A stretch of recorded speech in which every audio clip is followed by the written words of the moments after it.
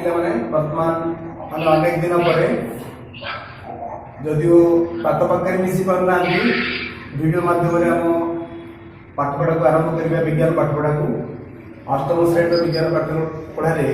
ତୁମମାନଙ୍କୁ ଅନେକ ଅନେକ ଅଭିନନ୍ଦନ ସହ ମୁଁ ସ୍ୱାଗତ କରୁଛି। ମୁଁ ଶ୍ରୀ ପ୍ରମୋଦ କୁମାର ପଣ୍ଡା ଆମ ବିଦ୍ୟାଳୟର ସମସ୍ତ ଛାତ୍ରମାନଙ୍କୁ ମୋର ଅନେକ ଅନେକ शुभेच्छा। आज आम विज्ञान अष्टम श्रेणी विज्ञान प्रथम पाठ होची शस्य उत्पादन और परिचालना से विषय में आलोचना करवा। पे आम जाने आदिम काल जो मनुष्य तार जीविका निर्वाह करा से समय खाद्य किपरि से पाइब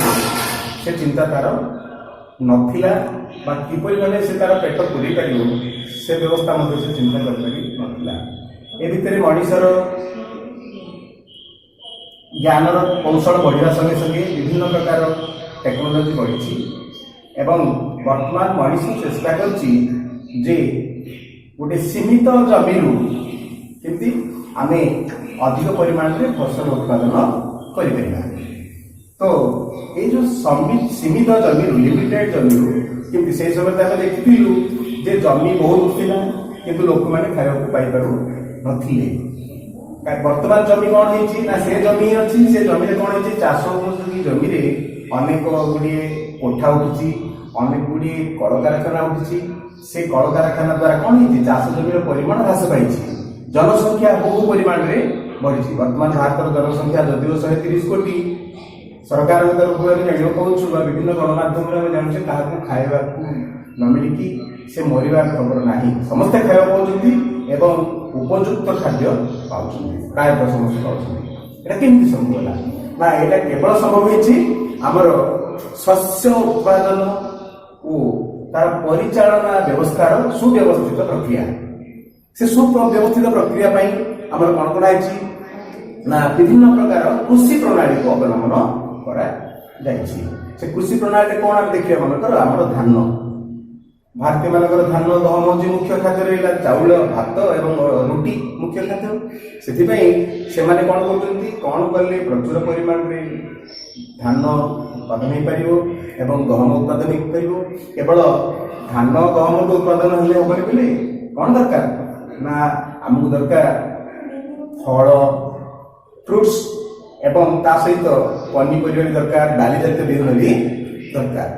एक भाव में आम विभिन्न प्रकार जेहेतु भारत गोटे बड़ देश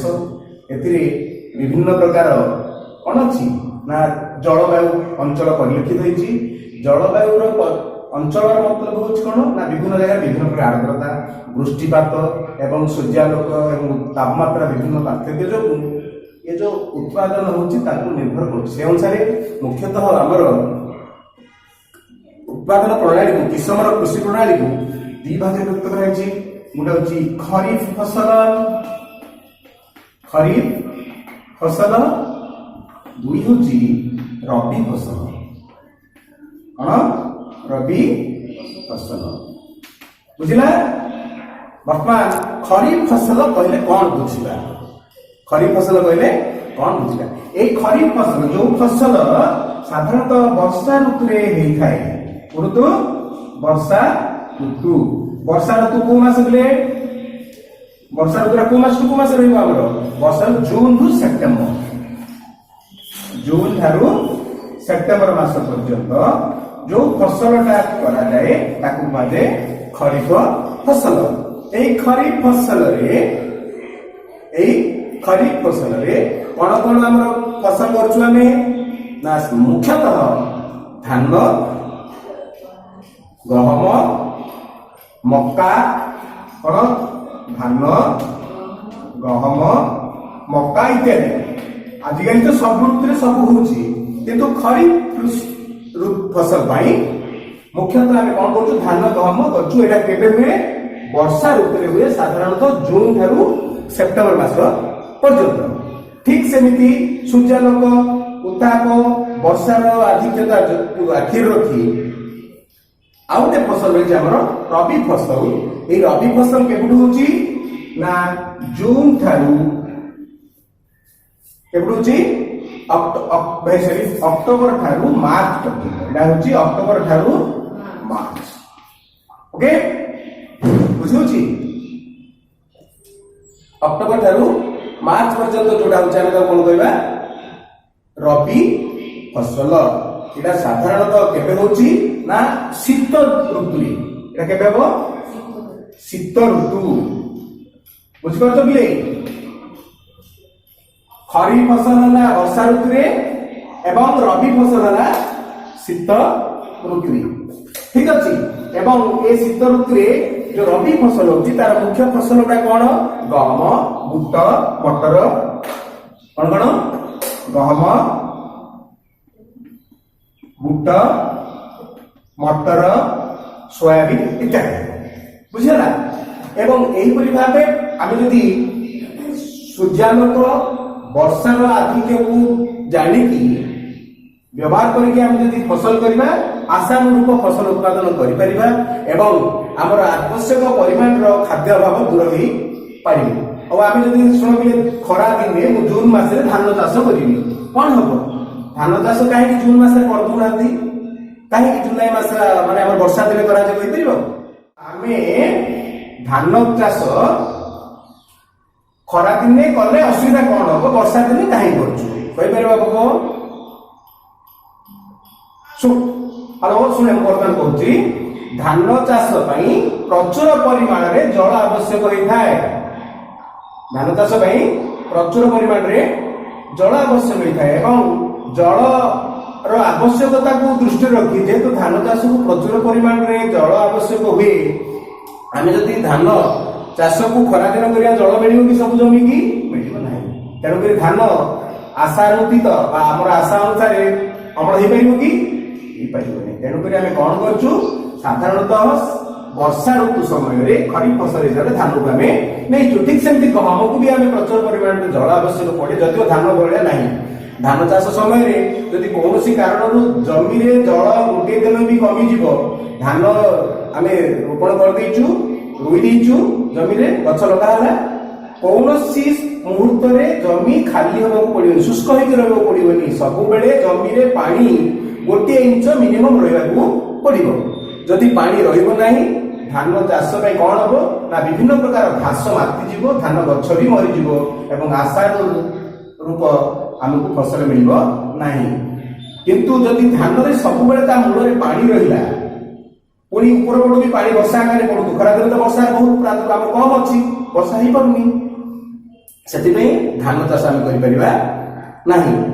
देखिले कौन है आर्द्रता तापमात्रा एवं वर्षार जल जल जलर आवश्यकता को आखिर रखी फसल फसल केते बार व्यक्त करछु दुई बार व्यक्त कलु गोटे खरीफ फसल आउ रबी फसल खरीफ फसल कौन केबे वर्षा ऋतु रे हेबो जून टू सेप्टेम्बर मास पर्यंत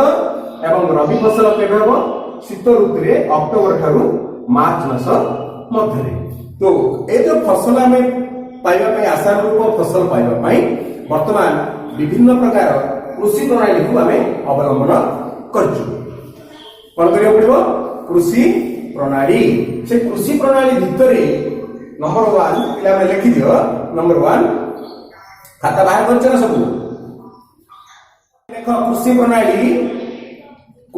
को अवलंबन करने आम कौन कौन पंथा अवलंबन करूँ कृषि उन्नत कृषि प्रणाली आम कौन कौन पंथा अवलंबन करवा उन्नत कृषि प्रणाली कौन कौन मार्गदर्शिका हवा आवश्यक एक नंबर लेख कृषि प्रणाली हेडिंग नवा एक नंबर लिखा मृत्तिका प्रस्तुति लिखिल मृत्तिका प्रस्तुति दुई रे लेख मंजी बुणा 3 रे लिखा खत और सार प्रयोग लिखिल 4 रे लिख जलसेचन 4 रे लिखा जलसेचन 5 रे लिख अनाबना गछर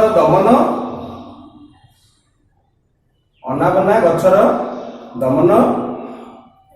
4 नेक्स्ट लेख अमल लिखा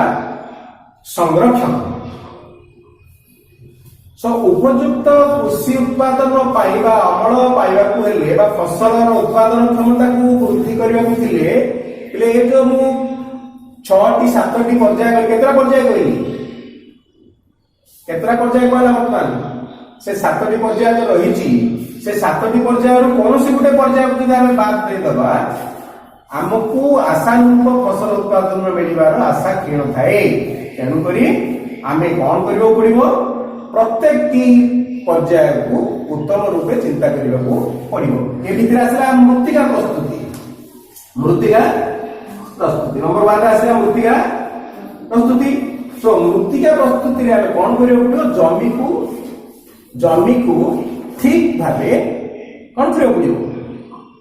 आम चाष करने को पड़ो मृत्तिका को प्रस्तुत करने पड़ो मनकर जमीटा खाल ढीप हो आम से धान करदे कौन हम ढेप जगह पानी रही खालुआ जगह पानी रही सो कौन हम जो बेसी परिमाण में पानी फसल हुए तो अत्यधिक जलजोग नष्ट हो जाए जो जगह उच्च होकर रही बिल्कुल फसल को गछ को वृक्ष को जो लगे पानी मिल ना तो कौन हम बोले जो जगह अत्यधिक जल है से भी गछ नष्ट हो जो पानी नहीं से गछ भी मरीज फसल उत्पादन आशानुरूप हो पारे तेणुक प्रथम कौन दरकार जमी को समतल करने आवश्यक नंबर 2 कौन कर बारंबार हल कर बुझिपार हल कले कौन हम ना मृत्तिका टी फपसा मृत्तिका भितर वायु प्रवेश हो पार अम्लजान जापर आम जाचे वृक्ष आम गछ लगेगा से गोटे सजीव से बचापी कौन दरकार अम्लजान दरकार सो से अम्लजान कौटू पाइब ना माटी भी से चेर माध्यम अम्लजान पाई थाए बुझिपार ना उद्भिद बचापी कौन आवश्यक अम्लजान दरकार से अम्लजान माटी माध्यम चेर माध्यम माटी भी से पाई थाए सो से समय आम कौन कर जमी को बारंबार चाष करवा जमीर माटीटा कौन हम हालुका हो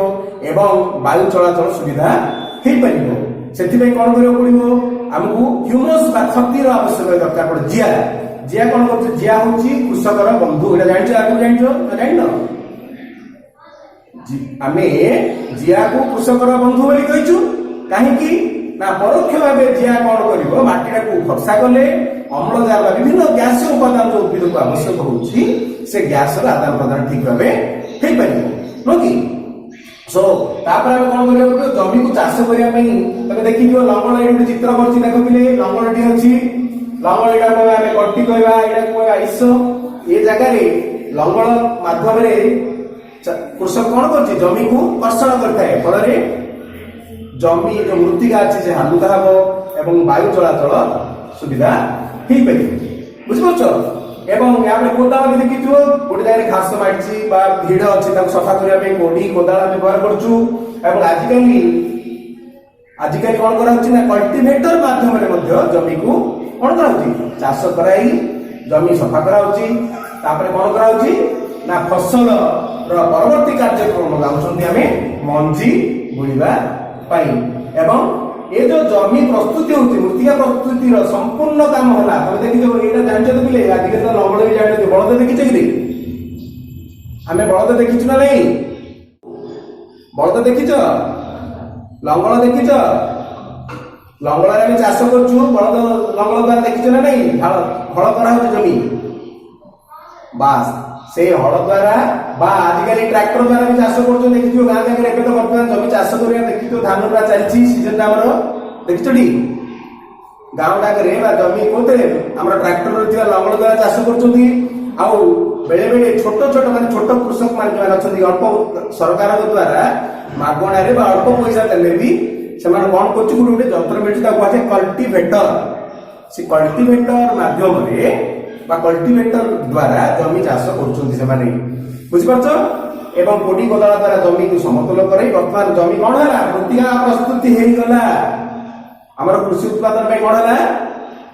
मृत्तिका प्रस्तुति सरिला प्रिपेयर्ड दी फील्ड नहीं जमी चाष करने रेडी करदेलु आम परवर्ती कार्यक्रम कौन लिखी कृषि प्रणाली नेक्स्ट कौन अच्छी मंजी बुणिबा नो कि ये मंजी बुणिया कार्यक्रम मु काली आज रहा धन्यवाद।